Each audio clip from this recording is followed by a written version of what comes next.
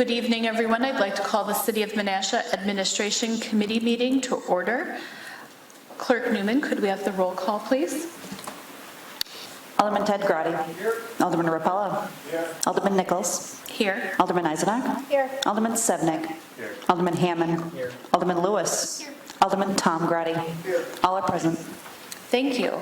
Our first item of business this evening is to approve the Administration Committee meeting minutes from December 4th, 2023. Is there a motion? Alderman Hammond. Thank you, Chair. I'd like to make a motion to bring for the approval of the Administration Committee meetings from 12/4/23. We have a motion by Alderman Hammond and a second by Alderman Ted Grotti to approve those minutes. Any questions or corrections? Seeing none, all in favor signify by saying aye. Aye. Any opposed, nay. The minutes are approved. We have two action items this evening, both of them involving tax increment district number 4. One is a resolution approving an affordable housing extension for 1 year, and the second is a resolution terminating tax increment district number 4. And so before we move ahead with any motions this evening, I'm going to ask Director Sassman to explain the process here. What we're about to talk about is terminating a tax increment district number 4, which is something that is statutorily required after a certain amount of time. And the second part of this is approving the affordable housing extension. So talk about how those two things could work together. Sure. Thank you. So yes, both of these resolutions relate to the closure of TIF 4. So TIF 4 is past its expenditure period, and the statutory closing is May 19th of 2024. So it does have to be closed by then. What we have the ability... Again, I missed it. May 19th of 2024 is a statutory closing. So we have the ability to extend this TIF 1 year per Wisconsin state statute if we choose to, and those funds would be placed in our Strong Neighborhoods Fund program. So the city still, at the end, will receive its share of the TID increment, but this would potentially allow for that 1 year extension if we choose to do that. Approximately $120,000 would be placed in the Strong Neighborhoods Fund program by doing that 1 year extension. The second resolution is simply to allow for the closure of the district, which again has to be done anyways, and then allows us to distribute the excess increment to the other taxing entities as well. Thank you for that explanation. I just would like you to clarify one thing. Mm-hmm. You said with a 1 year extension, approximately $120,000 could move to the Strong Neighborhoods program. If that extension happened, what would go back to the city's coffers? The city's share of the estimated increment, because we do have 1 more year of increment to collect, is about $43,000. And so that is the share, that is the city's share with an extension, and that is the city's share without an extension, correct? That's the increment that we will receive either way. Got it. But the extension, yeah, just allows for that additional year to keep the TIF open, to be able to place those funds into the Strong Neighborhood program if we should choose to do that. So with either way, the city's share is $43,000. Approximately. Based on the increment as we know it right now, yes. Okay, thank you. I'll open the floor to other questions. Alderman Sevnik. $43,775.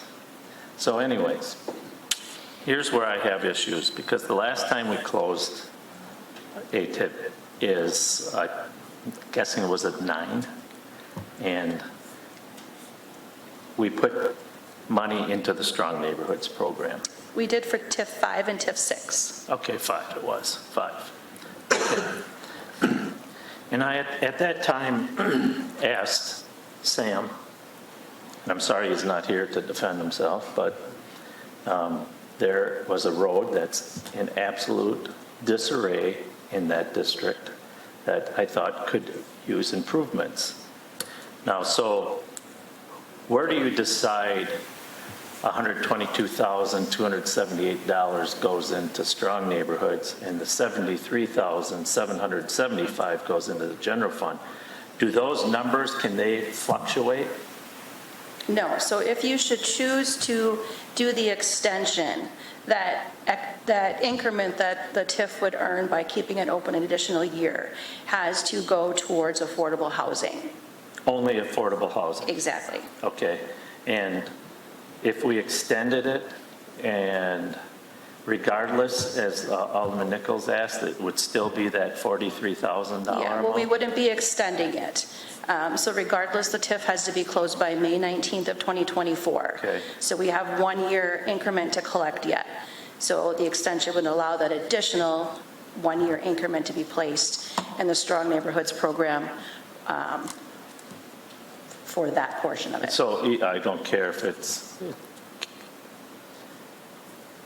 Eli, could you grab that mic up there for me and give it to Matt? I appreciate it. That way we're not switching mics around. Because I may have a, thanks, Eli. So the general fund then, where it goes, can that $43,775 be applied to not just the general fund, but even though it's put in the general fund, could we budget for, say, the city square? Because I know the city square needs work, and that's within that district, and that's where I'm coming from. I would rather see us spend funds improving the district than just handing out what I call almost, in a way, a welfare program that's gotten out of hand in some ways. So basically, that approximate $43,000 would be available for either the 26 budget year or the 27 budget year. Right. We would make the decision at that time when we're creating the budget, what we would want to do Okay. with our funds. And I raise that because we have 2 people here that may be the future mayor, or will be, I guess. And I would like not that to be just applied to, because it came from that district, that somehow those dollars be applied to the Yeah, city square. so we wouldn't. Before we have a would- lawsuit on our hands. Yeah, Because it's, determine at budget time. So if we didn't do the Right, I extension, understand that. we would still close TIF 4, and then we would have that amount of money, available at that time. But we wouldn't be making that decision right now. so right now, we put everything into the Strong Neighborhoods program. Is there other programs, and Matt, I'll ask you, that within the community development department that the 122,000 could go? Because I'm not sure I want the full 122,000 going to the Strong Neighborhoods program. Are there other housing issues? I know we have the paint one and Right. some of these others. Yeah, so we have the 2 programs. You got the curb appeal and the Curb major appeal, renovations yeah. for strong neighborhoods. The only other, it's not really housing, so I don't know if it'd work, but there's a facade grant that I know Okay. we've talked about, but it's So not the really facade housing. restoration program could be possibly increased. I don't know, Jennifer, is that a possibility that they could be put into I that? don't believe so, but I'd No. have to check for sure. Okay. I don't think that would I would feel more qualify. comfortable that we help out, the facade program within our community. We give limited amounts in that program. I know the budget, the mayor's done a pretty good job of keeping that somewhat. Yeah. The extension allows for place. the funds to be placed for affordable housing. So affordable housing is defined as housing costing no more than 30% of the monthly income. So that's why I don't think the facade fund would. Gotcha. It would have to be an affordable housing Unless, of program. course, it was a building that they're actually putting apartments in or something to make affordable housing, such as like we just had the Gears Dairy, something like that, you know. Right, but it And was I specifically. know they needed new windows, so there, maybe that would, I just don't want everything to be dumped into the Strong Neighborhoods program. Those are big dollars, and although it's a very good program, it's helped out a lot of people, but I think it's kind of gotten out of control with some of the work that's being done. It was really designed to help out the neighborhoods that need some fixing, and instead it's going to people who have already the ability to do some of these things on their own, and it's not being done. I'll just leave it at that. I just feel it's a lot of money. This one's actually less than past, that's for sure. It is, yes. But, and there's quite a bit of money in there now, I believe. Correct me if I'm wrong, but I believe there's probably $800,000 in there. There's about 700,000 in the See? Strong Neighborhoods program. That's a lot of money. So we just kind of looked at what goes out on an average year, and then where the program would be, in a couple of years by the time these funds would be available to go into that program, and just how it would help out the balance for that. All right. Thank you, Chair. You're welcome. Can I make a comment about that quick? I do agree that it is a lot of money going into it, but to defend it, it is gaining popularity. We haven't done really any marketing for it, but just word of mouth, it's increased. Besides maybe 1 year, it's increased significantly, and every week I get calls about new applicants and stuff, but yeah, just wanted to mention that. Thank you. Alderman Ted Grady. Thank you, Chair. I'll kind of circle around, as Alderman Sevenick stated. The whole idea behind TIDs and TIFs were programs set, and eventually those dollars went back to the taxpayers, not to programs or set up some type of program. So I think in that point, the individuals who pay their property taxes, whether it can be shaved by $10 or $100, it's kind of being not looked at anymore. And for that, I don't like that. But for the Strong Neighborhoods program, I can see the importance of that. And I think both mayoral candidates, housing is kind of on their top listing, affordable housing for Menasha. So these programs help that. But if, Jennifer, we decide we got to close this in May of 2024, keep it open for another year, that 43 still goes back to the city, does the 122 change at all if we keep it open for another year? So the only way to keep it open for another year is to be able to put the funds into an affordable housing program. Okay. It's the only way to extend the TIF an additional year. Otherwise, because the TIF has a positive end balance, the city will still receive its same share of that positive end balance after the other entities receive theirs as well. So that part doesn't change. It's just we'd be extending it for another year to allow for those funds to go into that program. Okay. They so- wouldn't be able to go anywhere else. We would have to just close the TIF district. Oh, okay, so probably doesn't make sense to extend it another year then maybe. But back to the Strong Neighborhood Program, there have been some really good money stuck into some of these homes that people invested in. And sorry to say it, but their taxes go up then because they really increased their property value on that end. And then the city gains for that, which is good, because you're not going to really gain that much if you just give this little bit of money back to all the taxpayers. So to stick into a house that's maybe on a lake, all of a sudden their property taxes go up 2-3 times as much. They go, oh, okay, that was not a bad investment. But I digress. So I enjoy the Strong Neighborhoods, enjoy the fact that the city does set up these TID programs and TIF programs. And I'll leave that at that, but I don't think to extend this would really do anything for the city. Just get it taken care of yet this year. Thank you. Before I want to clarify something that you said, Alderman Ted Grady. The TIF is closing in 2024 regardless, Exactly. correct? Yes. Okay. And I think something that Alderman Grady said made me think of this question a little bit differently. If the TID were then extended for another year, is there a potential for that 122,000 to become 130,000? Or is the final increment the amount that would be allowed? Right now, they're estimates because the final increment number will be available mid-August. So either way, this is considered a 2025 closure.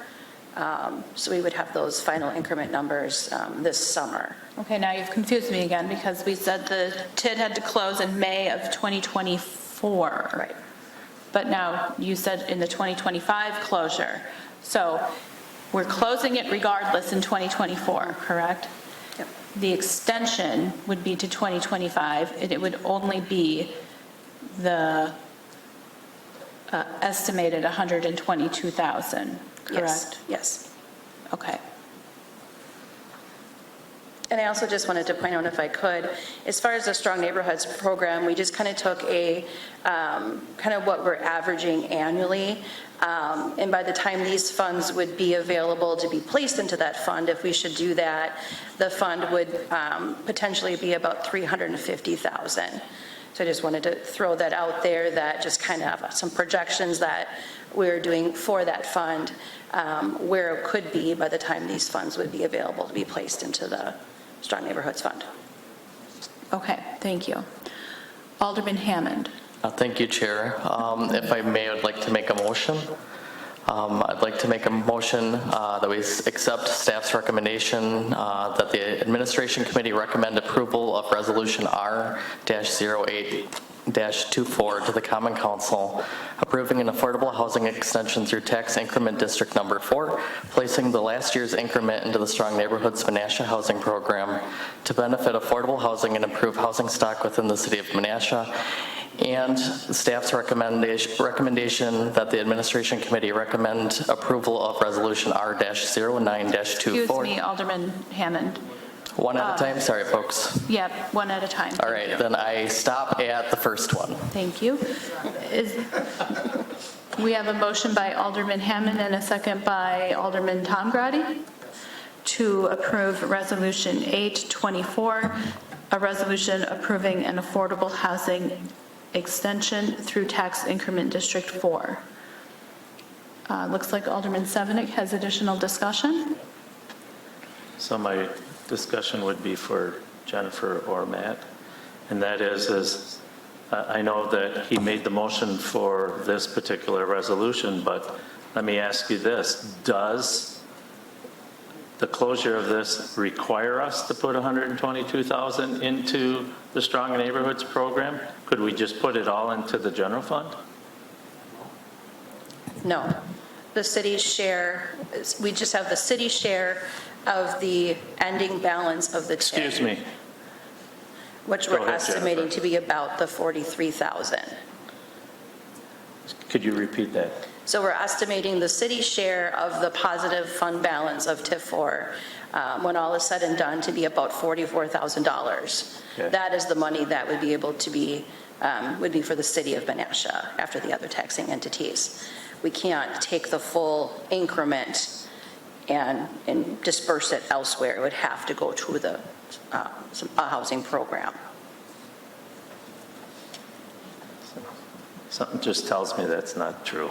I just don't. Because the state allows for that Is this extension. a new rule that has changed? Because we didn't have a Strong Neighborhoods program, nor did we put money in the past when we closed TIFs.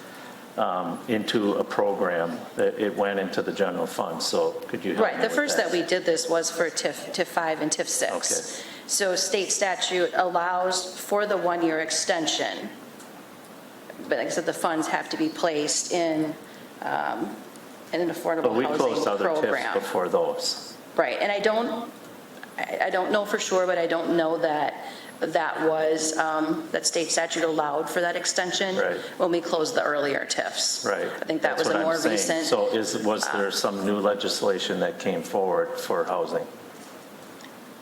Must Closer have to been. when we had closed, Right. like TIF 5 and TIF 6. I don't think that was an option Right.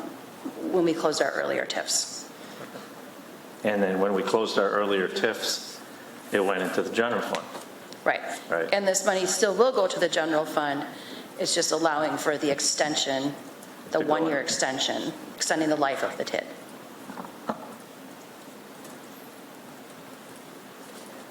Alderman Rapella. I think Alderman Sevenick asked my question, so I'll pass. Thank you. Okay.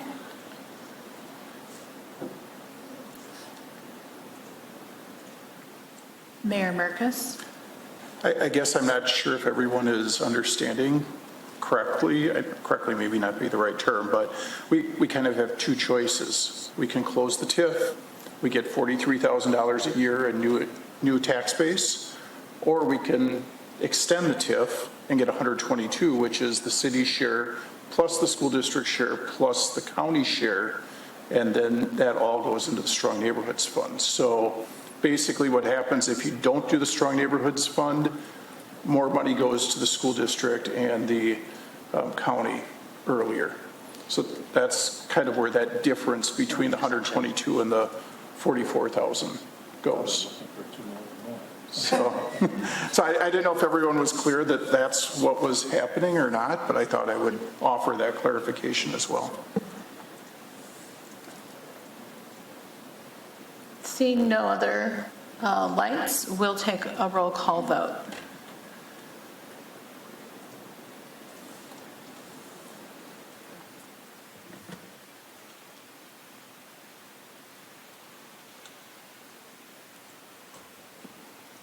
Motion carries 7-1.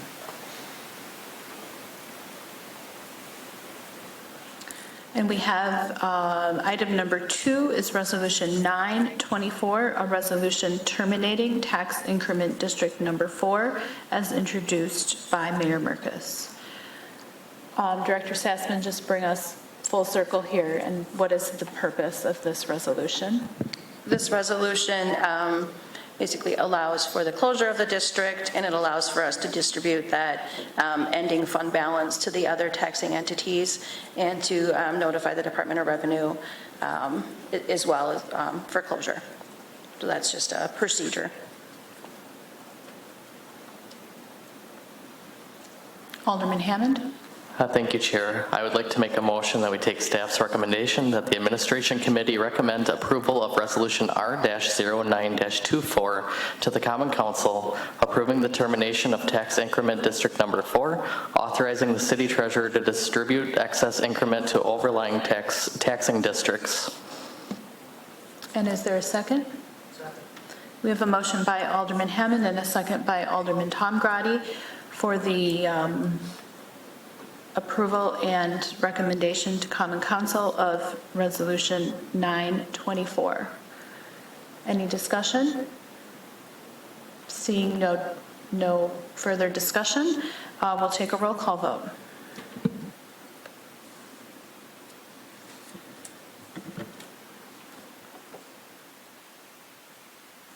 Motion carries 8-0. Thank you, and with that, we'll look for a motion to adjourn. We have a motion to adjourn by Alderman Hammond and a second by Alderman Ted Grady. All in favor signify by saying aye. Aye. Any opposed, nay. We are adjourned. Thank you.